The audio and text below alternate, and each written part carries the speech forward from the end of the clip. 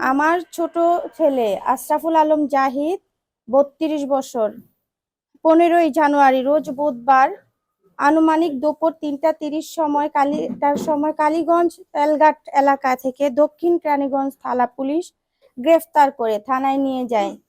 নেওয়ার পর আমরা পরিবারের সদস্যরা থানায় গেলে জানায় আমার ছেলে আশরাফুল আলম জাহিদের নামে ধানমন্ডি মডেল থানায় বিস্ফোরক আইনের মামলায় যাহার নং ৭ তারিখ ১২/১২/২০২৪ ধারা ১৪৩, ১৪৭, ৩২৩, ৩০৭ এবং ১১৪ প্যানেলে কোড।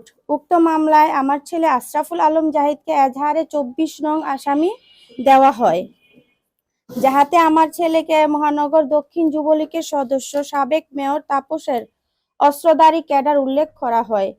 আমার ছেলে আশরাফুল আলম জাহিদ একজন লঞ্চ ব্যবসায়ী, যে দীর্ঘদিন যাবৎ সুনামের সহিত লঞ্চ ব্যবসা করে আসতেছে। আমার ছেলে কখনো রাজনৈতিক দলের সাথে সম্পৃক্ত ছিল না। উক্ত গায়েবী মামলায় আমার ছেলেকে ঢাকা মহানগর দক্ষিণ যুবলীগ সদস্য উল্লেখ করায় আমি হতবাক। আমি এর তীব্র নিন্দা জানাই। গত ১৬ই জানুয়ারি রোজ বৃহস্পতিবার দক্ষিণ কেরানীগঞ্জ থানা পুলিশ চিফ জুডিশিয়াল ম্যাজিস্ট্রেট আমলি আদালত ১ কেরানীগঞ্জের অন্য একটি অজ্ঞাত মামলায় ৫ দিনের রিমান্ড আবেদন করে।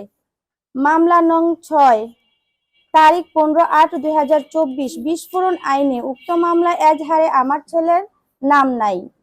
অতএব প্রিয় সাংবাদিক ভাইয়েরা, আমার ছেলেকে মিথ্যা বানোয়াট গায়েবী মামলায় গ্রেফতার করে সে বর্তমানে জেল হাজতে মানবেতর জীবন যাপন করছে। আমি বর্তমান অন্তর্বর্তী সরকারের মাননীয় প্রধান উপদেষ্টা, স্বরাষ্ট্র উপদেষ্টা সহ প্রশাসনের ঊর্ধ্বতন কর্মকর্তাদের সুদৃষ্টি কামনা করছি।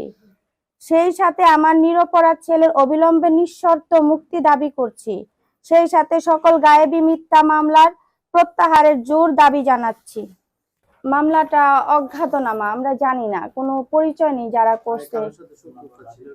না, ওরকম তেমন কোনো শত্রুতা ছিল না, আমরা জানি না কে করছে।